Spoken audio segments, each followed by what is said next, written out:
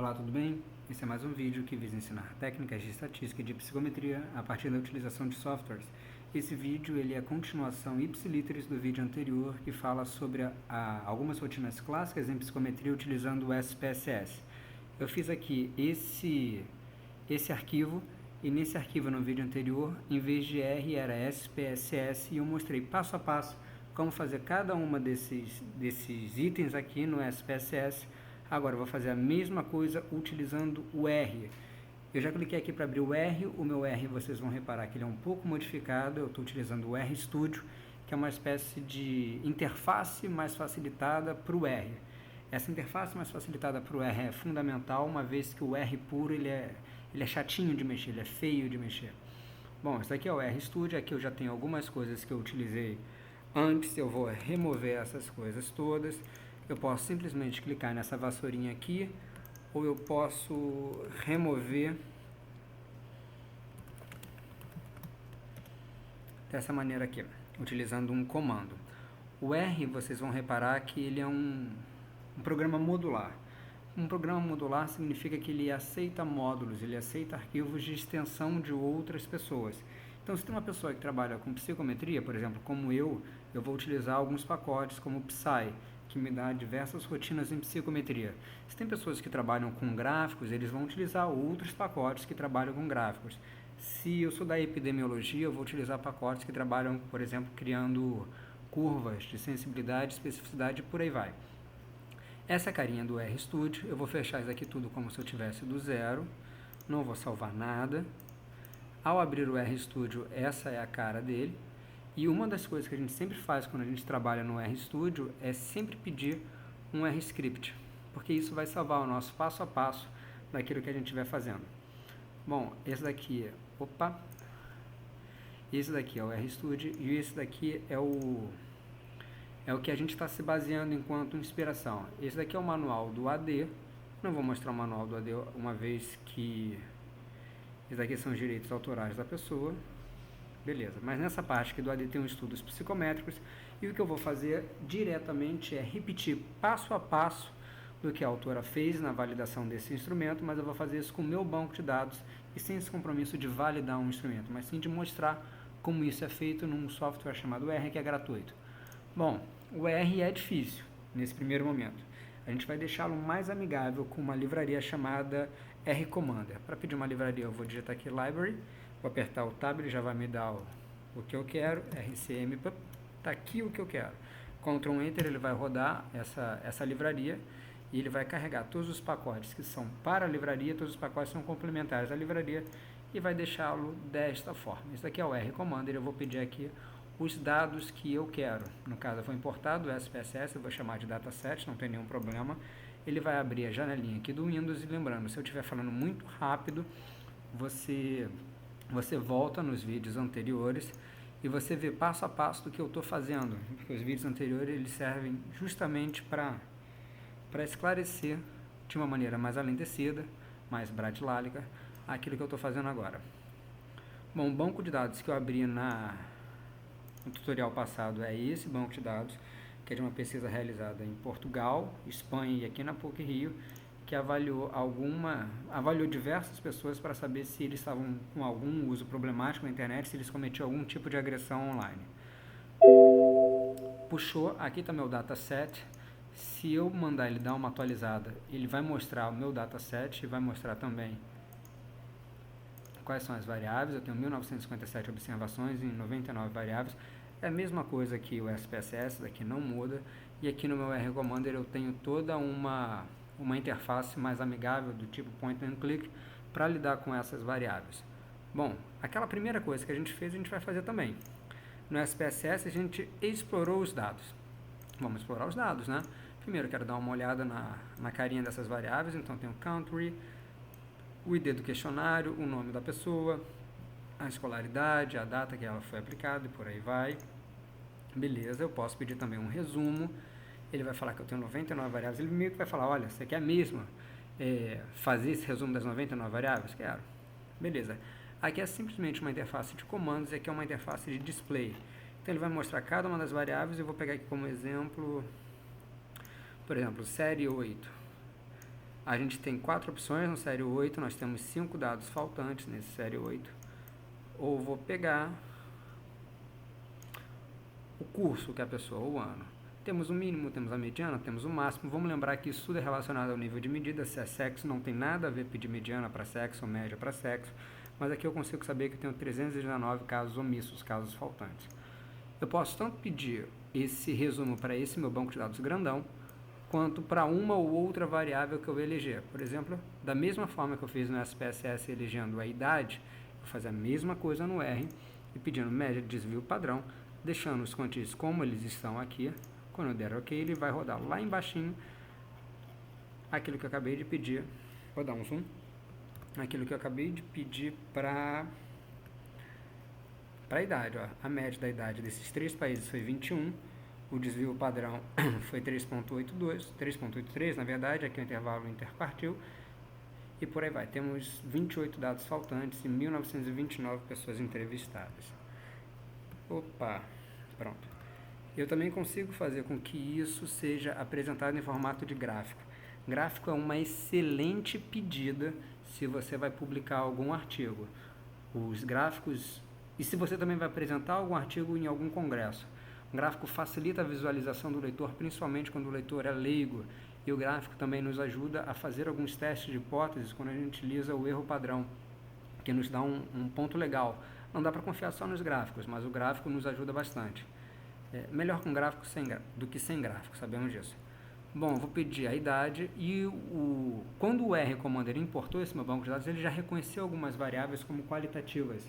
Ele chama esse tipo de variável fator.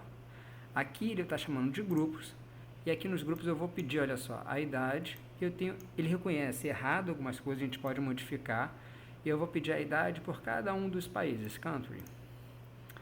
Beleza, aqui são as opções, eu posso alterar um pouquinho essas coisas, eu não quero alterar nada, só quero dar uma olhada no shape do meu gráfico. Beleza, novamente temos aquela simetria, não é? O que eu quero falar é que se você viu o vídeo anterior, e se você está vendo esse vídeo, a diferença que você vai chegar é que, primeiro, nesse momento, apesar de parecer mais difícil, não é.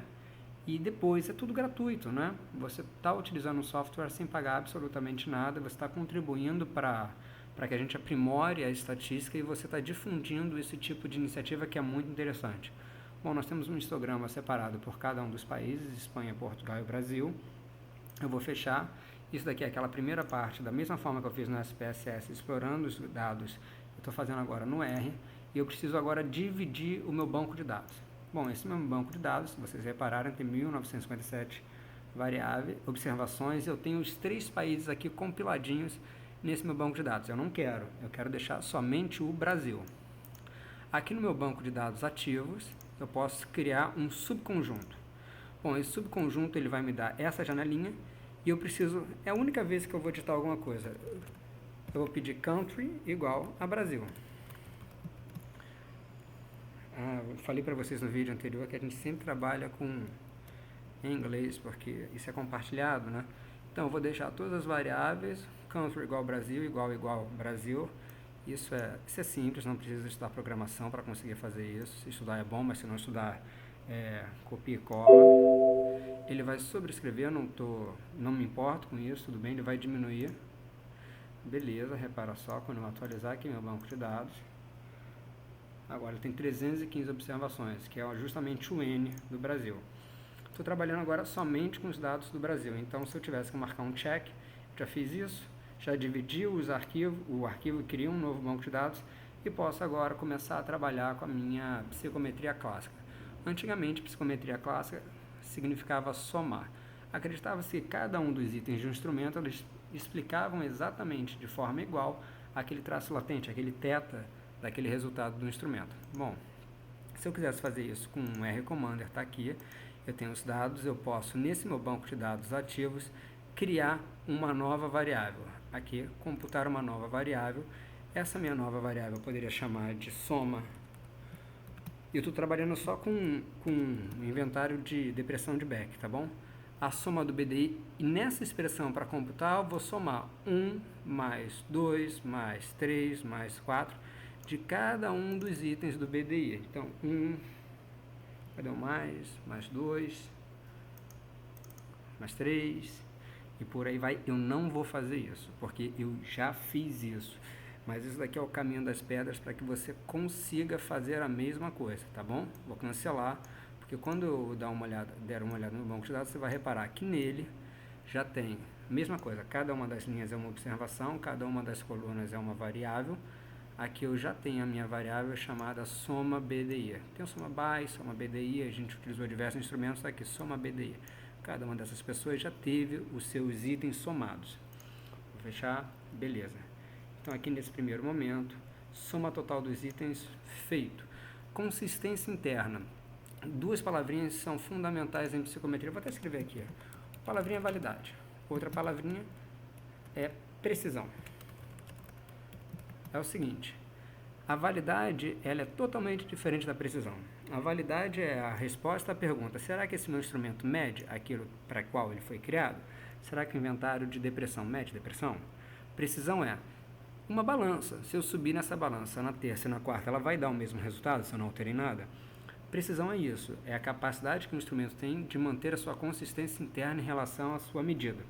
A validade é a capacidade que o instrumento tem em medir aquilo que se propõe.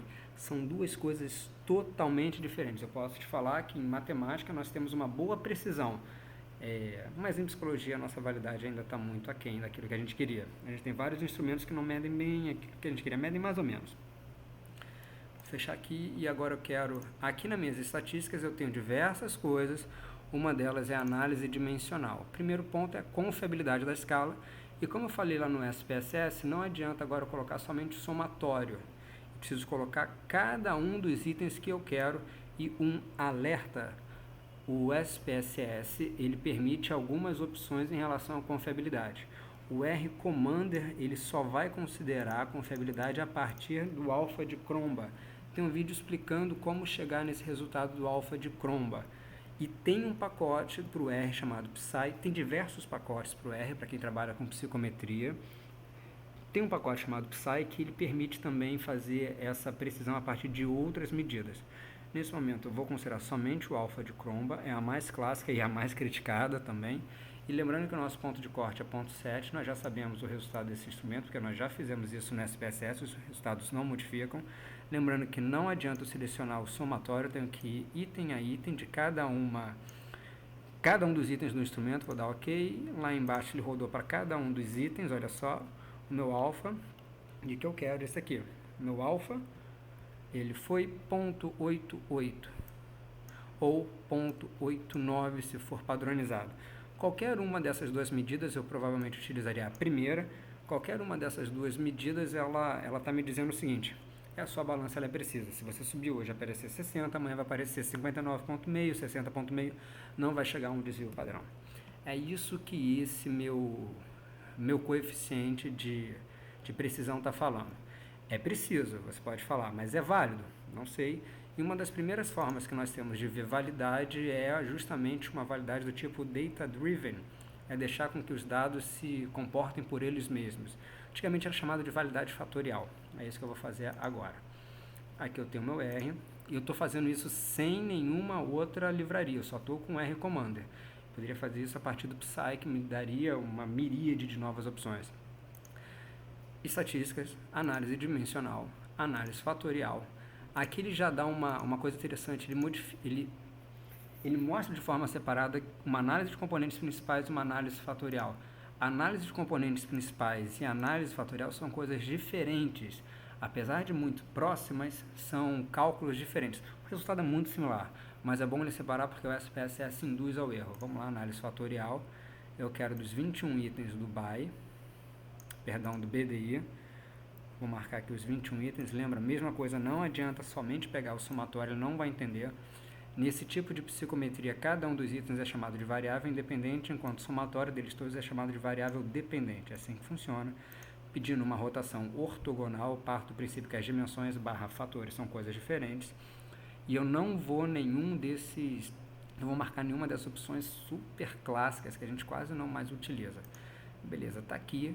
Ele vai perguntar já quantos fatores eu quero. Eu quero um só. Deixei lá embaixo, ele rodou.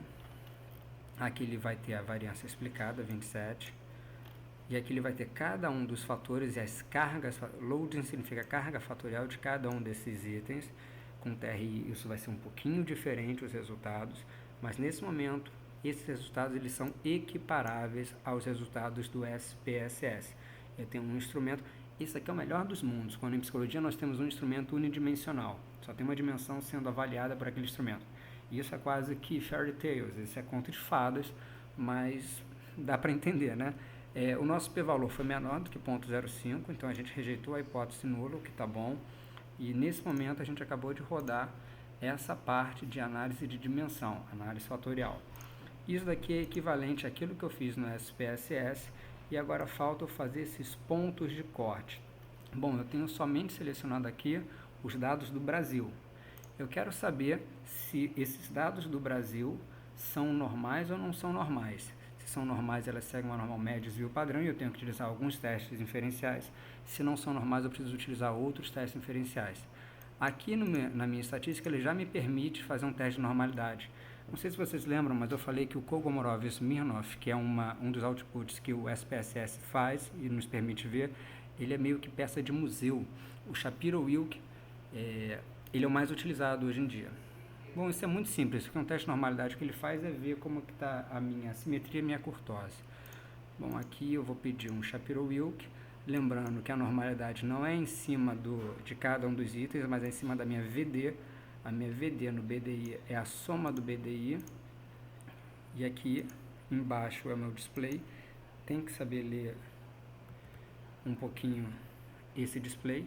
Aqui está meu W, que significa Shapiro-Wilk, que é o Shapiro-Wilk Normality Test. E aqui eu rejeitei novamente a hipótese de normalidade. Eu rejeitei a hipótese nula, portanto a minha distribuição ela não é normal, ela não segue uma normal e portanto ela precisa ser utilizada. Testes inferenciais precisam ser diferentes daqueles mais utilizados. Lá no SPSS, o primeiro teste que eu fiz para saber se homens e mulheres, e toda validação de instrumento ele tem que pegar algum critério. Critério não falando no ponto de vista da psicometria, por exemplo, critério de validade externa, que é uma coisa totalmente diferente. Validade de critério é uma coisa, o critério que eu estou utilizando aqui é um posicionamento entre os grupos. Eu vi lá, a partir de um teste T, que homens e mulheres eram diferentes em relação ao score obtido nesse instrumento, no BDI. Posso fazer a mesma coisa aqui, mas o teste T ele é utilizado quando nós temos uma distribuição normal, que não é o nosso caso, apesar de ser meio que um erro comum na psicologia, quase todo mundo utiliza. Se eu fosse utilizar aqui, ó, tem um BDI soma, eu tenho o grupo sexo, não vou fazer nada além disso. Vou dar um zoom. Aqui o zoom ele começa aqui, o teste T, e ele rejeitou H0. Bom, o resultado entre homens e mulheres é diferente. Vamos fazer o certo agora, né? Aqui na estatística eu vou pedir um não paramétrico, vou pedir um Kruskal-Wallis, que também serviria para uma nova, se eu tiver 3 ou mais variáveis. Na verdade, tudo isso é um modelo linear generalizado, que é uma regressão. Aqui eu vou pedir o sexo, aqui eu vou pedir a minha VD. Cadê minha VD? Está um pouquinho mais embaixo. Já sabemos que ele vai rejeitar H0, da mesma forma que ele rejeitou H0 no SPSS, os valores de P não mudam. Nenhum desses valores aqui muda. Essa é a realidade. Nada disso daqui muda. O que vai mudar é a interface. E o valor que você vai pagar, né? Isso aqui é de graça. Bom, novamente, está aqui o valor do Kruskal-Wallis, deu 0.00, não é normal esse tipo de teste. Desculpa, minha distribuição de VD não é normal. Meu teste de inferência foi justamente Kruskal-Wallis por saber que não é normal. O Kruskal-Wallis parte do princípio de um modelo linear e está me falando que os resultados entre homens e mulheres são realmente diferentes entre si. Nesse primeiro momento, agora eu posso seguir para o próximo passo, criar pontos de corte. Eu vou criar um ponto de corte a partir da seguinte ideia. Se uma pessoa está maior, se x, né, se uma pessoa está maior ou igual a 95% da população mais deprimida, esse cara está em risco. Claro que nós temos diversas estratégias para a criação de ponto de corte. A melhor delas é aquela que considera uma curva, que a gente vai considerar sensibilidade e especificidade, que eu já falei num outro vídeo. Mas nesse momento eu vou selecionar P95, percentil 95, para que eu saiba qual é o meu ponto de corte ideal para pegar as pessoas acima desse valor. Voltei aqui no R-Commander e vou fechar só para dar uma explicação. Vou sair, não vou salvar, não vou salvar. E se eu pedir novamente esse primeiro comando, um library R-Commander, ele não vai entender muito. Ele vai falar, o que está acontecendo aí, Luiz? Eu tenho que pedir desta forma para que ele consiga entender que eu quero abri-lo novamente. Bom, tá aqui, vou colocar o meu banco de dados. Beleza, pontos de corte, estatística, resumos numéricos. Aqui eu estou só trabalhando com o BDI e só o Brasil. Aqui eu tenho os quantis, então tenho 0,25. Aqui eu tenho exatamente a mediana, que é o 50% abaixo, 50% acima. E eu vou incluir aqui ponto 95. Incluir aqui o ponto 95, vou dar OK.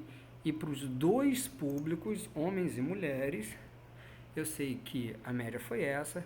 E meu ponto de corte relacionado a 95% é 27,35. 27. Quem tirou no BDI 27 pontos ou mais está no 5% mais deprimido da minha amostra, que por uma inferência eu acredito que ela é representativa da minha população. Mas eu estou cometendo um pequeno equívoco. Eu já sei que homens e mulheres tiveram resultados estatisticamente diferentes nesse meu instrumento. Portanto, fazer isso é generalizar o que não dá para ser generalizado. É juntar peras com agulhas, por exemplo. Não tem nada a ver. Vou voltar lá em estatísticas. Vou pedir um resumo numérico. Vou permanecer com esses meus quantis. Mas sim, vou pedir com que os grupos, dessa vez agora eu vou fazer o certinho, com que os grupos sejam vistos a partir do sexo, sejam homens e mulheres, ou do gênero, nossa, pior, eu cliquei errado, ou do gênero. Bom, tá aqui e beleza. Agora eu sei que, agora fiz certo, eu sei que a média para homens, male, né, foi 9,5, e tá aqui o meu ponto de corte para esses 95 iguais ou superiores a isso, 5 iguais ou superiores a isso.